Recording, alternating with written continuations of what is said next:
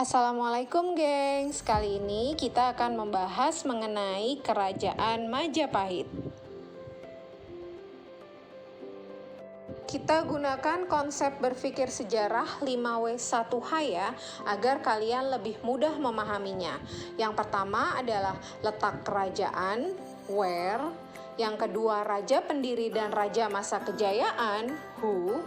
Yang ketiga, kapan berlangsungnya pemerintahan kerajaan, when. Yang keempat, apa saja peristiwa penting yang terjadi dan peninggalannya, itu what. Yang kelima, mengapa berkembang menjadi kerajaan nasional, why. Dan yang terakhir, bagaimana proses keruntuhan kerajaan Majapahit, yaitu how.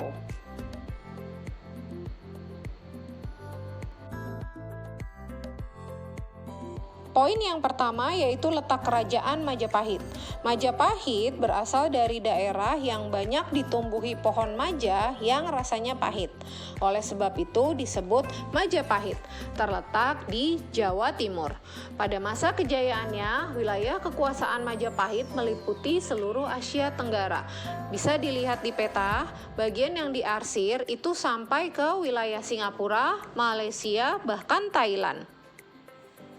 Ini bagian serunya gengs, raja pendiri Majapahit, yaitu Raden Wijaya. Raden Wijaya adalah menantu Raja Singasari yang bernama Kertanegara. Raja Kertanegara dibunuh oleh Jayakatwang. Maka Raden Wijaya beserta 4 putri dari Kertanegara kabur ke wilayah Madura. Di sana mereka meminta bantuan dari Arya Wiraraja Bupati Sumenep. Lalu akhirnya Raden Wijaya diberikan tanah atau hutan yang terletak di dekat Sungai Brantas. Dengan bantuan orang-orang Madura, maka dibukalah hutan tersebut menjadi suatu desa yang bernama Majapahit. Setelah Raden Wijaya membuat desa Majapahit, kemudian datanglah pasukan Tartar yang dikirim Kaisar Kubilai Khan untuk membunuh Kertanegara. Tapi kan Kertanegara sudah dibunuh oleh Jayakatwang kemarin. Nah, hal ini dimanfaatkan oleh Raden Wijaya untuk membalas dendam kepada Jayakatwang karena telah membunuh Kertanegara. Jadi Raden Wijaya membohongi pasukan Tartar tadi. Raden Wijaya bilang, "Hai, kalian mau nyari Kertanegara ya? Tuh ada di kerajaan." Padahal sebenarnya yang ada di kerajaan itu adalah Jayakatwang. Ya sudah, diserbulah itu kerajaan dan dibunuhlah Jayakatwang yang dikira Kertanegara.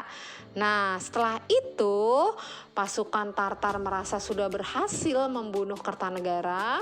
Mereka bersenang-senang, mabuk-mabukan. Raden Wijaya beserta pasukan kecilnya membunuh semua pasukan Tartar tadi yang sedang lengah dan akhirnya berhasil mendirikan kerajaan Majapahit menjadi raja pertama Raden Wijaya yang bergelar Sri Kertarajasa Jayawardana.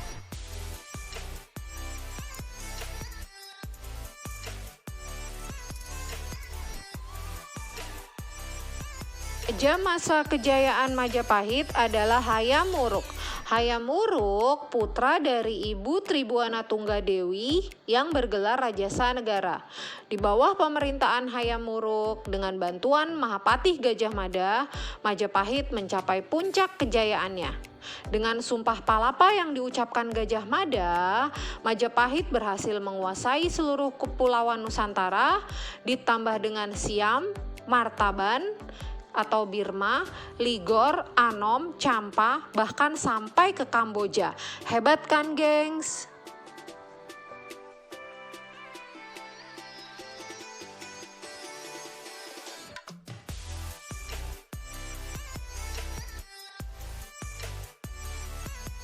Kerajaan Majapahit pemerintahannya berlangsung sekitar tahun 1290 hingga 1500 Masehi.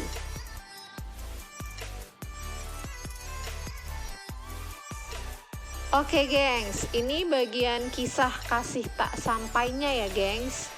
Pada masa pemerintahan Hayam Wuruk, hanya kerajaan Sunda saja yang tidak tunduk kepada Majapahit. Sudah 2 kali diserang tapi tidak dapat ditaklukkan. Hayam Wuruk kemudian menggunakan politik perkawinan untuk mempersatukan Sunda dengan Majapahit. Hayam Wuruk ingin menikahi putri Raja Sunda Sri Baduga Maharaja yang bernama Putri Dyah Pitaloka.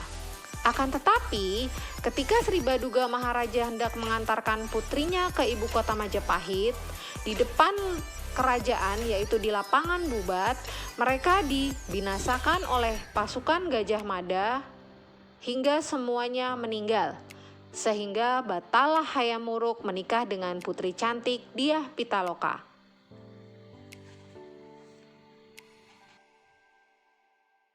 Peninggalan kerajaan Majapahit sebagian besar ditemukan di Jawa Timur yang merupakan pusat kerajaan, yaitu Candi Jabung, Gapura Bajang Ratu, Candi Tikus, Kitab Nagara Kertagama, juga Kitab Sutasoma.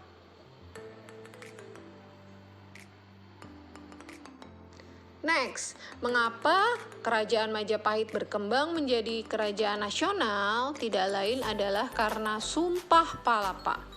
Gajah Mada diangkat sebagai Patih Mangkubumi Majapahit.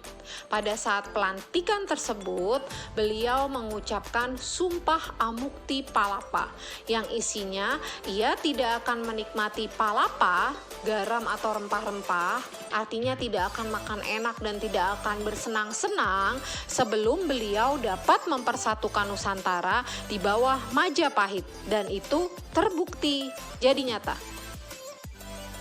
Kita sampai pada bagian penutup ya gengs, bagaimana proses keruntuhan Majapahit. Ketika Hayam Wuruk wafat dan sudah dilakukan pergantian kekuasaan, ternyata pengganti-pengganti dari Hayam Wuruk tidak ada yang sehebat beliau. Justru yang ada mereka rebutan kekuasaan.